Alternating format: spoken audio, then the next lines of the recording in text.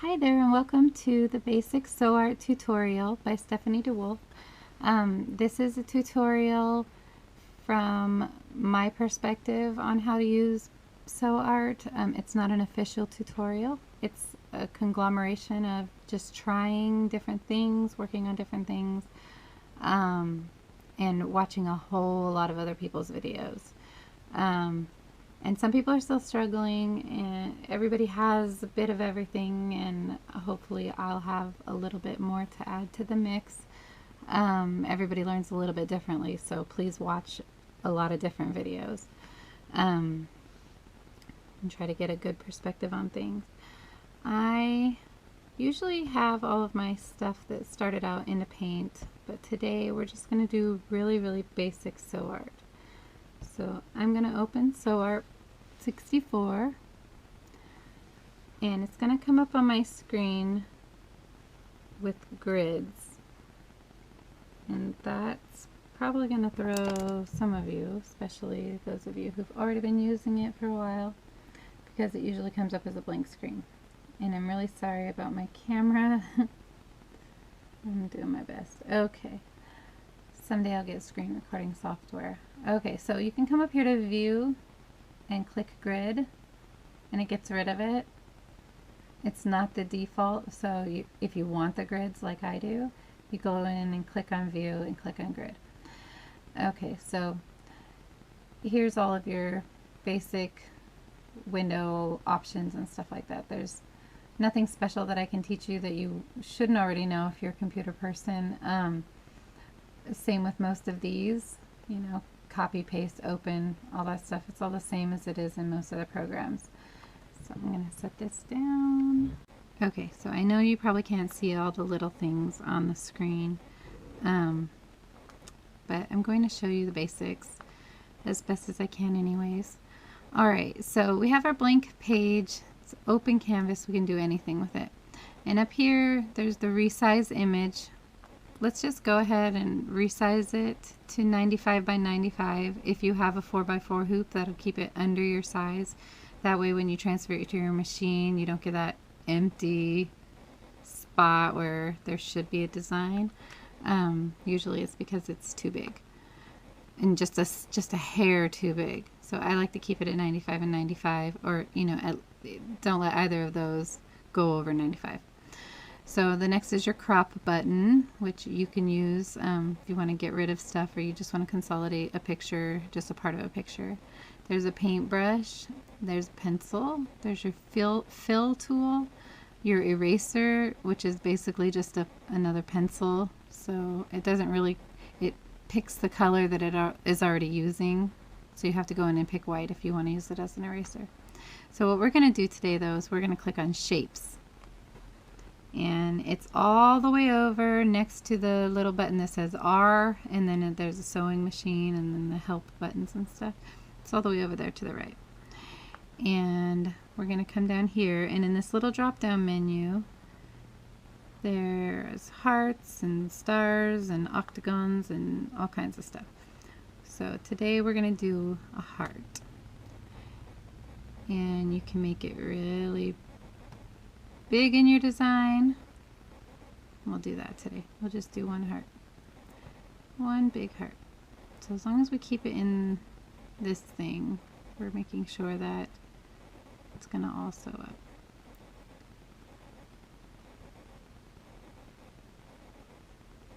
So, okay. So as you can see, it's already brown and blue on the outside, and you don't have to change it because it doesn't really matter, but I like to go down here and change the color just because it's funner for me. And then go ahead and click on shapes and get out of there again. So everything is done. Simple. Color reduction, there should only be 3 colors, and it'll say 3 colors even though there's white back here because it counts the white. So don't worry about it. It's correct. I'm not really a big fan of using the auto sew image button, so I do everything in a manual mindset, so I apologize ahead of time. The auto sew image just, it takes all the control out of my hands, and I'm kind of a control freak. So when you come in here and you're doing it manually, you want to make sure it's in the fill, excuse me, and you want to think about the stitch pattern, the stitch order. So I wanted to stitch the whole inside first, and then I want to put a pretty satin stitch around the edge, or a bean stitch, or whatever stitches they have.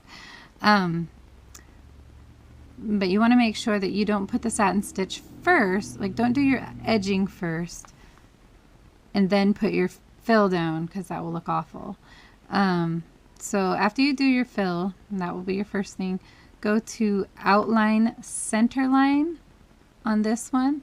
You don't want to do outline border, because what it'll do is it'll outline the inside of this border and the outside of the border, giving us two lines all the way around. And we don't want that. We want this specific line to be a pretty satin stitch. So we go to outline center line and go over here to satin. And then right here, we're going to manually change these numbers from 15. We want it to be more like 45. We want it to be big and poofy. And the length, which is actually the separation between each stitch, we want it to be smaller. 4 is too gappy. It will make fanning and, you know, really pretty stitch around the edge, but not what we're looking for. So we want it to be tall and close together. And then we just click on the blue and it puts it all the way around here. Now, in some cases, when you're working with the manually entering your height and length, over here in your menu, even though I chose 45 and 2, it will still not really care and put it at 20 and 2 over here. So it doesn't really care what you say after 20 on this. So you have to go in and manually change it with your hands over here in this little right hand section. And that's okay. You just have to remember to do that, and you will remember, you know, in time. So, and then you can see how it bumps up the heart. The heart will get a little bit fuzzy around the edges. All right, so now it's all done. You don't have to do anything else. You don't have to worry about the white in the background. The background could have 80 different colors. It doesn't really matter, because you're just honing in on these two things, and when you're doing it manually, you can pick things out really easy. If you do auto sew, it's going to try to sew everything. I'm not against auto sew. It's just not my preferred method. Okay, so now that that's all done, we'll go up to File. And if you're not trying to sell your things, or you're not saving them to disk or anything, you just want to, you're just playing, you're just trying things out, just save it directly to the machine. So go into Save and go to Computer and Removable Disk. And I already have a couple things in there, so oops, I don't want it to name the same thing. Let's name it Heart with Fill and 45 to Satin. This helps me remember what my settings were. And now the pattern size will say 94 by 94. Always look at the pattern size before you save, because if it's over 100 and you have a 4x4 hoop, it's not going to matter. You're just going to have to start all over. So, or not start all over, but you'll have to go in and save or fix it. Okay, so we're going to save it right to the machine, and it gives us this pretty little sew out, and it'll tell us that it was successfully saved. Excuse me. I don't know if you can see that very well. So that's our little sew out. You can't really tell, but alright, so I'm going to come over here to my machine, and my machine has everything all set up already. And I've said it in another tutorial before, but I use garden fabric, the kind that you buy on the 50-foot rolls. They're 3 foot by 50 feet. It's just poly, something that I can't think of right now, polypropylene. And it's what a lot of the people are using to make grocery bags. You know, the grocery bags, like the Walmart bags and stuff like that, they're all made out of this. And in Joann's, you can, and in Hobby Lobby, I haven't seen the big rolls in Joann's yet, but in Hobby Lobby, you can buy them colored. So you can get, you know, bright pink, green, all different colors, but they're not $10 for 50 feet. So at my local box store, I got it for $10, and we used it out in the garden, and I ran out of stabilizer one day, and the correlation between the stabilizer that I was using, the tearaway, and the way this looked kept bugging me.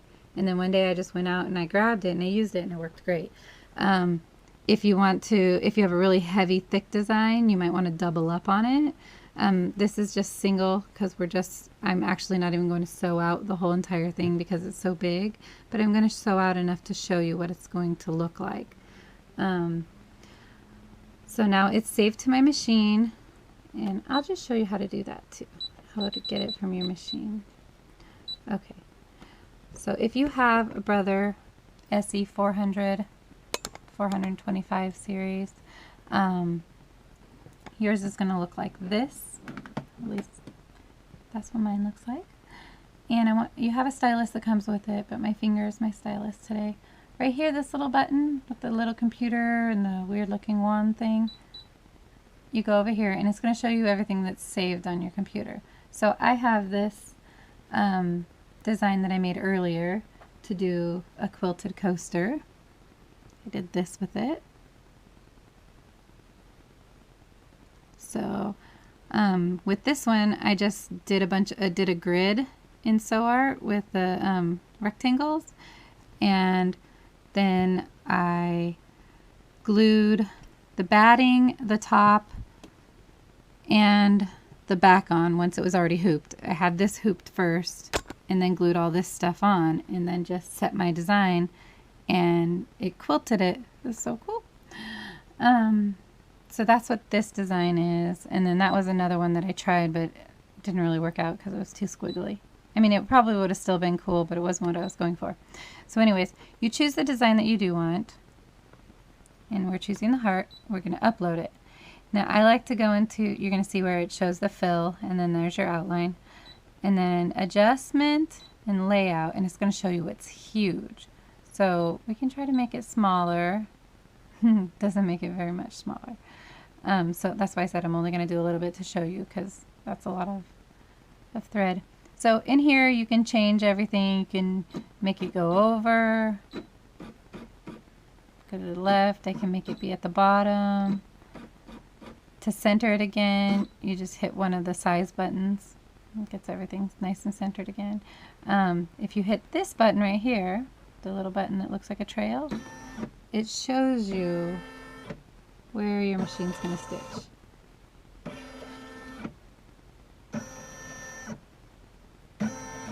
That way, if you're doing it on something that has something else on it, you can make sure that they don't hit each other. Alright, so I'll be back with you as soon as this is finished to a certain point where I feel like you can understand how nice it's going to look. Okay, everybody, it's done-ish. It's as done as I think that it needs to be right now. So here we have, it's kind of hard to tell.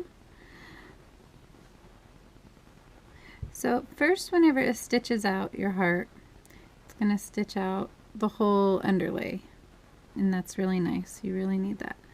And then over here is your fill. Oops, sorry, that's too high. So over here is your pretty fill. Now you can change your fill stitches, and the one that comes default is really nice, but you can put more heart. They have the heart stitches. They have